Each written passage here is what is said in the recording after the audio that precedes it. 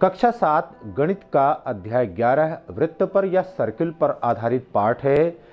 यह पाठ वृत्त के 3 गुणों पर आधारित है कि अर्धवृत्त में स्थित किसी बिंदु पर बनने वाला जो कोण होता है वह समकोण होता है और किसी चाप द्वारा वृत्त के केंद्र पर बना कोण वृत्त की परिधि के शेष भाग पर बने कोण का 2 गुना होता है और एक ही वृत्तखंड के कोण आपस में बराबर। यह समझ लेना है कि वृत्त किसे कहते हैं, वृत्त का केंद्र क्या होता है, त्रिज्या क्या होती है, जीवा क्या है और साथ ही साथ वृत्तखंड क्या होता है, अर्धवृत्त क्या होता है, त्रिज्यखंड क्या होता है, त्रिज्यखंड के कोण। एक तल पर सभी बिंदुओं का समूह जो एक निश्चित बिंदु से स्थिर दूरी पर होते हैं। यहाँ पर देखिए एक हमने केंद्र लिया हुआ है और इस केंद्र से यहाँ पर निश्चित दूरी पर यह बिंदु लिए गए हैं और यह एक समतल में स्थित होने चाहिए। तो वृत्त के संदर्भ में 3 प्रकार के क्षेत्र होते हैं। एक तो अभ्यंतर होता है, अंदर होता है, दूसरा यहाँ पर बहिर्भाग होता है या बाहर का भाग होता है और तीसरा यहाँ पर वृत्त पर स्थित होता है। फिर बात करते हैं यहाँ पर जो स्थिर बिंदु लिया गया है, स्थिर बिंदु को यहाँ पर केंद्र कहते हैं या सेंटर कहते हैं। फिर यहाँ पर जो स्थिर दूरी है, स्थिर दूरी को यहाँ पर त्रिज्या कहते हैं। O से लेकर के A के बीच की दूरी को हम त्रिज्या कहते हैं और त्रिज्या को स्मॉल r या कैपिटल R किसी से भी प्रदर्शित कर सकते हैं। यहाँ पर OA बराबर R या R के बराबर है। फिर बात आती है कि जीवा क्या होती है या कॉर्ड क्या होता है। वृत्त की परिधि पर किसी स्थित किन्हीं 2 बिंदुओं को मिलाने वाली जो रेखा होती है वह जीवा कहलाती है। अब यहाँ पर देखिए, यहाँ पर यह PQ, यहाँ पर वृत्त है, वृत्त का केंद्र O है और वृत्त पर कोई बिंदु या परिधि पर कोई बिंदु P और Q है, तो P और Q को मिलाने वाली जो रेखा है यह जीवा होगी।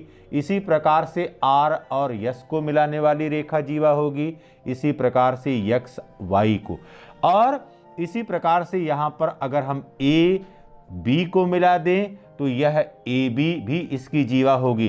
तो यहाँ पर देखिए व्यास वृत्त के केंद्र से होकर के जाने वाली जो जीवा होती है उसे व्यास कहते हैं। अब यहाँ पर AB यह वृत्त के केंद्र O से होकर के जा रहा है। इसी प्रकार से CD यह वृत्त के केंद्र से होकर के जा रहा है। इसी प्रकार से अन्य कोई XY हो गया या यहाँ पर कोई PQ हो गया। इस तरह से आप बहुत ढेर सारी जीवाएं खींच सकते हैं जो केंद्र से होकर के जाएंगे। अगर वृत्त के व्यास की बात करें तो यहाँ पर देखिए, अब यह वृत्त है, यहाँ पर इसका केंद्र O है और यह व्यास AB, यह व्यास AB इसको 2 भागों में विभाजित कर रहा है और इसका प्रत्येक भाग क्या कहलाएगा, इसका प्रत्येक भाग अर्धवृत्त कहलाएगा या सेमी सर्किल। यहाँ पर किसी वृत्त में अनंत व्यास होते हैं।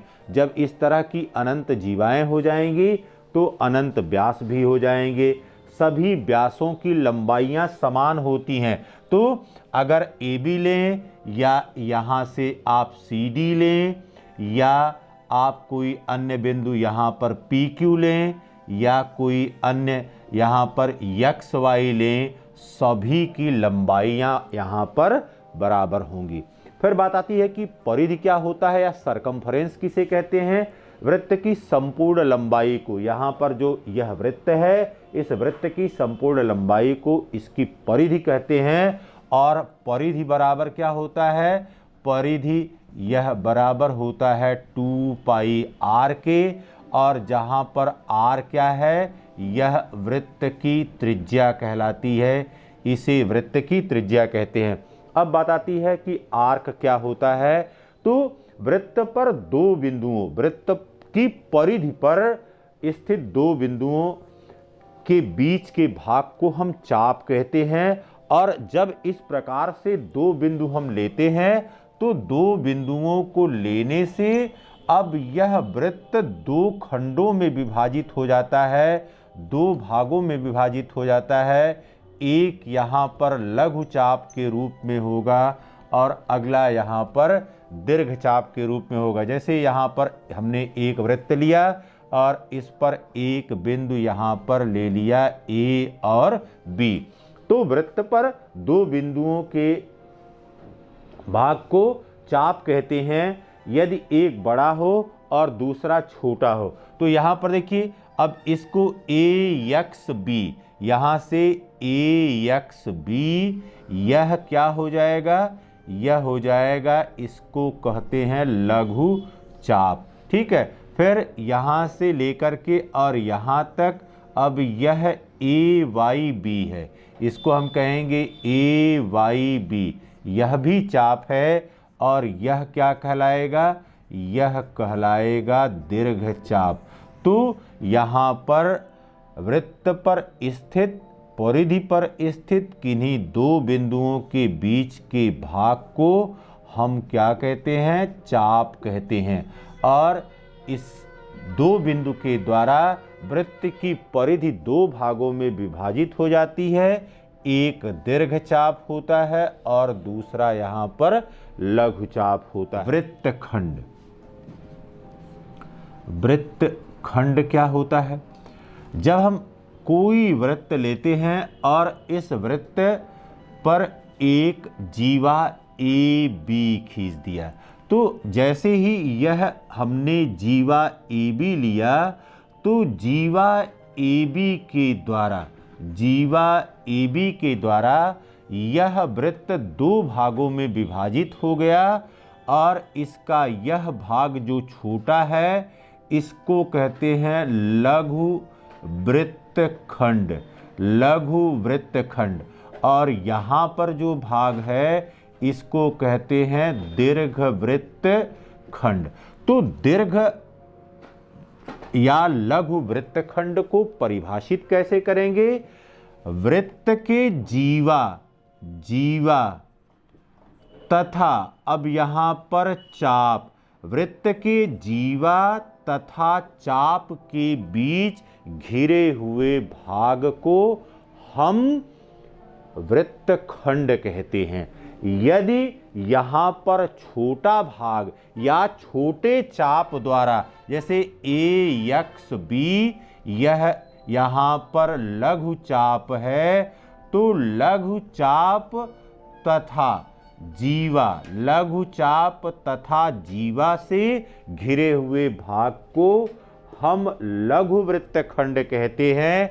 इसी प्रकार से यहाँ पर यह AYB, AYB, यह है दीर्घ चाप, यह दीर्घ चाप और जीवा दीर्घ चाप और जीवा AB, जीवा AB से घिरे हुए भाग को यहाँ पर हम दीर्घ वृत्तखंड कहते हैं। त्रिज्य खंड क्या होता है, तो सबसे पहले हमने एक वृत्त ले लेना है। यह वृत्त हमारे पास है, इसका केंद्र O है। अब इसकी परिधि पर दो बिंदु यहाँ पर A और B हैं, तो O को A से मिलाया, O को B से मिलाया। अब देखिए यहाँ पर OA, इसको क्या कहते हैं, इसको कहते हैं त्रिज्या, और OB को क्या कहते हैं, इसको भी कहते हैं त्रिज्या। और यहाँ पर AXB, यह क्या है, चाप है। तो त्रिज्य खंड क्या होगा, यहाँ पर वृत्त की किसी दो त्रिज्या तथा उसके संगत चाप के द्वारा घिरे हुए क्षेत्र को हम त्रिज्य खंड कहते हैं। अब यहाँ पर देखिए, यहाँ पर यह त्रिज्या OB है और चाप यहाँ पर AXB है। तो चाप AXB व त्रिज्या OA व OB से घिरे भाग को हम क्या कहते हैं, यहाँ पर त्रिज्य खंड कहते हैं। तो यहाँ पर अब यह दीर्घ त्रिज्य खंड हो जाएगा, दीर्घ त्रिज्य खंड, और यहाँ पर यह हो जाएगा लघु त्रिज्य। तो यहाँ पर दीर्घ त्रिज्य खंड को कैसे परिभाषित कर सकते हैं, जब यहाँ पर दीर्घ चाप होगा, दीर्घ चाप तथा वृत्त की त्रिज्याओं से घिरे भाग को हम दीर्घ त्रिज्य खंड कहते हैं।